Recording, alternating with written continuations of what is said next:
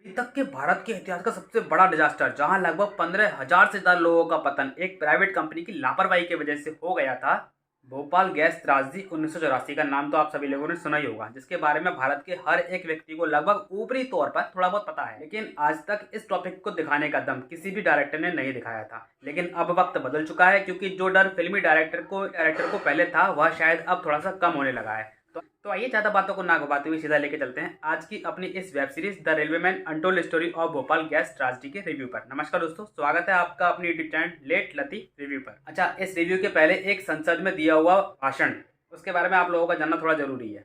यह समय था जब सुषमा स्वराज अपने पार्लियामेंट की एक सदस्यता का रोल अदा कर रही थी। तभी उन्होंने संसद में खड़े होकर अपना एक स्पीच स्पीकर महोदय के सामने रखा था, जिसमें उन्होंने बताया कि कैसे 615 करोड़ रुपए का छोटा सा मुआवजा देकर यूनियन कार्बाइड गैस पीड़ितों के मुंह पर तमाचा मारा गया था। दरअसल उस समय की गवर्नमेंट ने यूनियन कार्बाइड कंपनी की तरफ से गैस पीड़ितों को 615 करोड़ का मुआवजा दिलाया था, और कंपनी की तरफ से यह कहा गया था कि कल से कोई भी कार्बाइड गैस पीड़ित किसी भी कोर्ट, कचहरी, अदालत या पुलिस थाने में दिखाई नहीं देना चाहिए, और आज से हमारी भूत, भविष्य और वर्तमान तक की सारी देनदारियों का हिसाब पूरा होता है। यूनियन कार्बाइड में वर्तमान में कार्य करने वाले किसी भी कर्मचारी, अधिकारी या उनकी किसी भी प्रकार की पॉलिसी के खिलाफ तुम लोग शिकायत नहीं कर सकते हो, क्योंकि तुम्हारे रहनुमा के साथ हमारा समझौता हो गया है। और इस तरह हमारी न्याय प्रणाली ने अपने सभी देशवासियों को ठेंगा दिखाया था, और यह ठेंगा दिखाते हुए एक तरीके से उनके गाल पर तमाचा मारा था, और यूनियन कार्बाइड पीड़ितों को मुंह की उस वक्त खानी पड़ी थी। और उसी वक्त 1985 एक्ट के तहत उन व्यापारियों को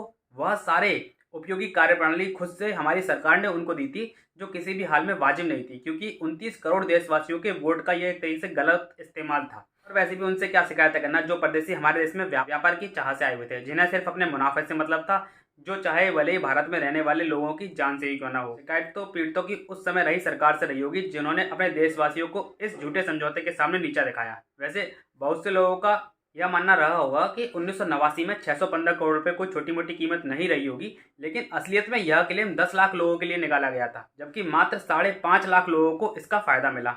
महज हजारों रुपए क्या, 2-3 हज़ार रुपए पर हैंड दिलाकर कौन सा समझदारी का समझौता किया होगा, यह तो भाई उस समय की सरकार ही जाने।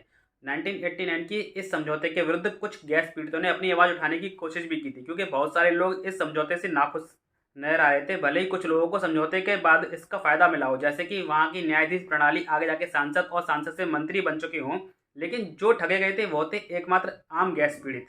तो यह तो था सुषमा स्वराज जी का संसद में दिया हुआ भाषण, जो आपकी आंखों को थोड़ा सा खोलने में सहायक साबित हुआ होगा। बाकी बात रही इस वेब सीरीज की, तो नेटफ्लिक्स इंडिया पर इस वेब सीरीज को the railway man untold story of Bhopal के नाम से रिलीज किया गया है, जिसके हर एक एपिसोड में आपको देखने के लिए 55 से 60 मिनट चाहिए होंगे। और इस तरह के छोटे से टाइम पीरियड के इसमें टोटल 4 एपिसोड दिखाए गए हैं। सो वेब सीरीज बहुत शॉर्ट है, आप इसे एक बार में खत्म कर सकते हैं। जिसमें आपको इतिहास का सबसे बड़ा डिजास्टर, जहां 15,000 से ज्यादा लोगों का पतन एक गैस लीक की वजह से होता हुआ दिखाया गया है, जिसे हम हिस्ट्री में द भोपाल गैस ट्रेजेडी के नाम से जानते हैं।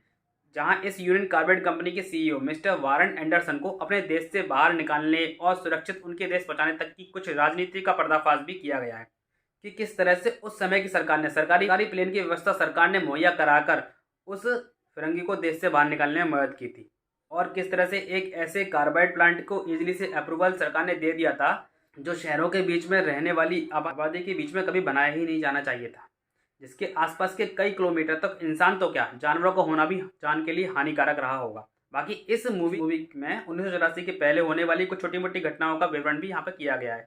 इस बड़ी घटना के होने का पूर्व संकेत उन छोटी मोटी घटनाओं में भी देखने को मिल सकता था, जैसे उस समय इस कंपनी में काम करने वाले वर्कर की मौत 1984 की इस गैस लीक कांड के बाद, जब कार्बाइड गैस पीड़ितों ने अपनी अपनी तरफ से कंपनी के खिलाफ एफआईआर दर्ज कराई और अपनी तरफ से लड़ने की कोशिश शुरू की, तो सरकार ने सबके लिए एक अलग एक्ट 1985 एक्ट के नाम से पारित किया, जिसमें उन्होंने बताया कि अब सरकार उन सभी गैस पीड़ितों की तरफ से कार्बाइड कंपनी के खिलाफ लड़ेगी। और बाद में अंत में हुआ क्या, आउट ऑफ कोर्ट सेटलमेंट के नाम पर 615 करोड़ का मुआवजा लेकर सरकार ने उन सभी गैस पीड़ितों के मुंह पर तमाचा सा मार दिया।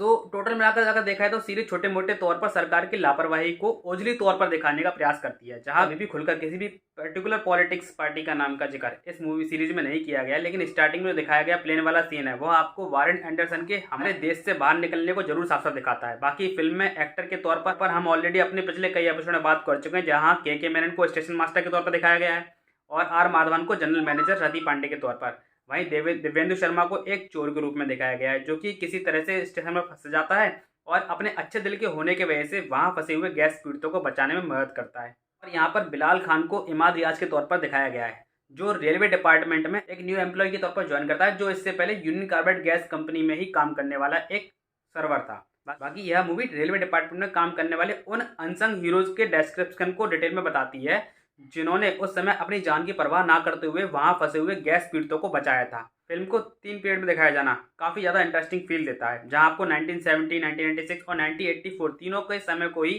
एक साथ दिखाने की कोशिश की गई है।